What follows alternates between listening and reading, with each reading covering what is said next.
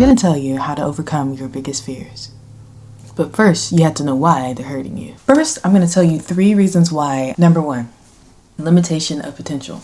Whenever you're scared because you don't know your outcome, you usually don't take the chances that you would take if you were not risk averse. When fear controls your decisions, you create invisible boundaries, like literally invisible out of thin air boundaries that prevent you from doing what you actually want to do. And I know this for a fact because I do it all the time. Whenever I first started this YouTube channel, I had a fear that it wouldn't do well. I just wanted somebody to watch it, and somebody is watching it. If you're looking at this, then you're watching it. So 1, thank you for being here. But also, I would make invisible boundaries like, oh, I can't do this because, well, my hair's not done. It's kind of like always done now. So I was just making that up. Or like, oh, I don't want to because I'm kind of tired. We make big excuses quickly as to why we can't do something that we know we really want to do, but it's just because we don't want to see ourselves fail. When you take the necessary risk, then you experience personal growth. Let me tell you why. As you can see, I have plants in the back, right? This plant here, it's about this tall. But it's going to grow tall if I continue to take care of it, if I continue to allow it to grow. That would be taking risk in our situation if we think of ourselves as a plant. But if I don't take those necessary risks and I say, oh, I don't want to get past here, then I won't because I've created this boundary, and so now this plant won't grow past here. Before, I had a loft bed, and I had a plant that wanted to grow higher and higher, but then it came right here with a loft bed. And it decided to grow out this way and grow out under it or whatever. It was finding a method to get to where it wanted to be. It wanted to be higher. So sometimes we need to find ourselves like those plants and expand our horizons, because if we don't, we won't grow to the heights that we can. Number 2, physical and mental health deterioration. I'm all about mind and body because it works together. If your mind is not together and your body's right, that's not the full equation. If your body's right and your mind is not right, then that's also not the full equation. I don't remember what I said there. Chronic fear triggers stress hormones. So it triggers cortisol and everything like that. Your body is responding as if you're being attacked. Like, oh my goodness, a new opportunity that I'm afraid of. I'm running from an axe murderer. That's what it's like. If you allow yourself to separate fear and anxiety from your future as far as what you want to do, then that anxiety and depression goes down. That stress response in your body goes down. Chronic fear triggers prolonged stress responses in your body. That leads to anxiety, depression, compromised immune function. Pretty much everything I tell you that's going to be affecting you up here affects you somewhere in here as well. That's why it's so important to remember that these things coincide together, that they go together, because when you do one, the other one is unfulfilled. And if you do the other, then the other one is unfulfilled. So you have to put them together.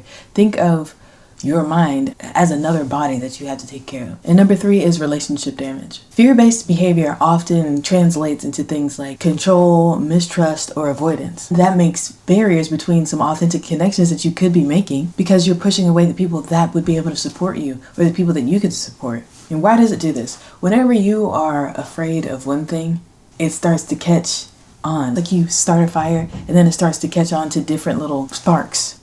That's what happens when you're afraid, because then you start to get comfortable in the avoidance of being afraid.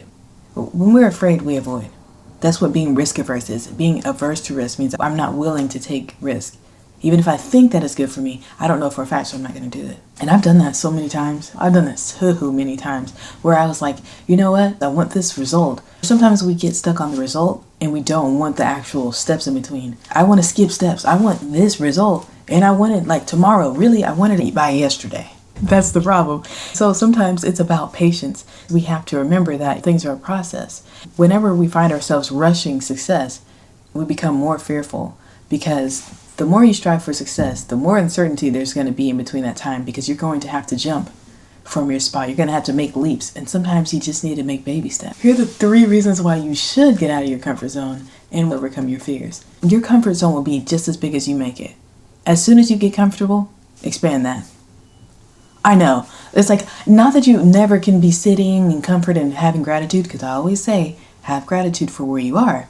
Each fear you face expands your capabilities, building confidence that transfers to all areas of your life. It makes your future challenges less intimidating. It makes taking risk less challenging. It doesn't make the opportunity itself less risky, but it does make you less afraid of taking those chances. Number 2, increase resilience. I can be extremely fragile at times. And the thing is, you can't always be fragile. If you want to get somewhere, you're going to have a little to you sometimes. Because the world has some to it. And what do I mean by that?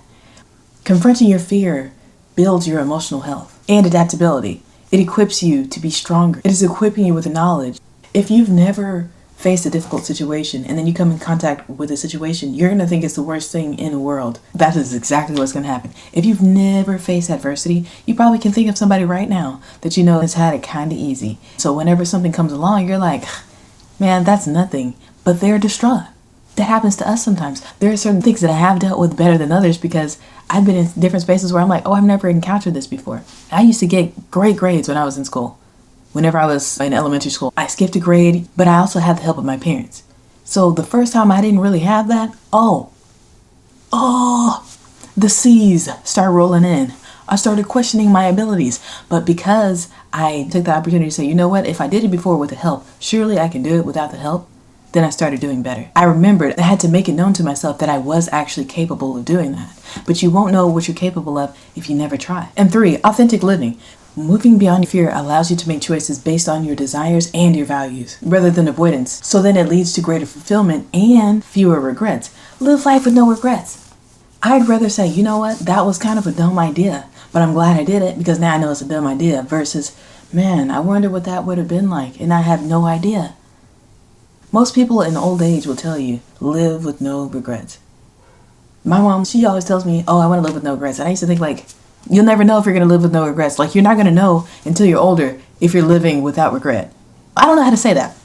I used to think, like, you had to be older to know if you regret something. No, you can live without regrets right now, whatever stage of life you're in. Because right now, I'm saying to myself, I'm going to stop being afraid of different things. Failure is not the end.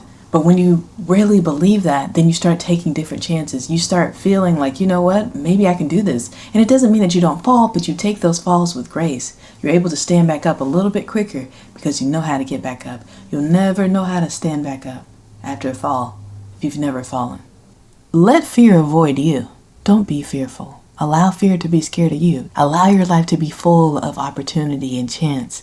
And take them. Take them, really.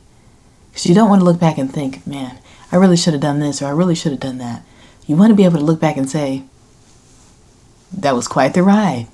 My question for you today is, what is one fear that you've been avoiding that if you faced it might actually turn into something you enjoy? And if you want to go a step further, what is one step that you can take toward it today?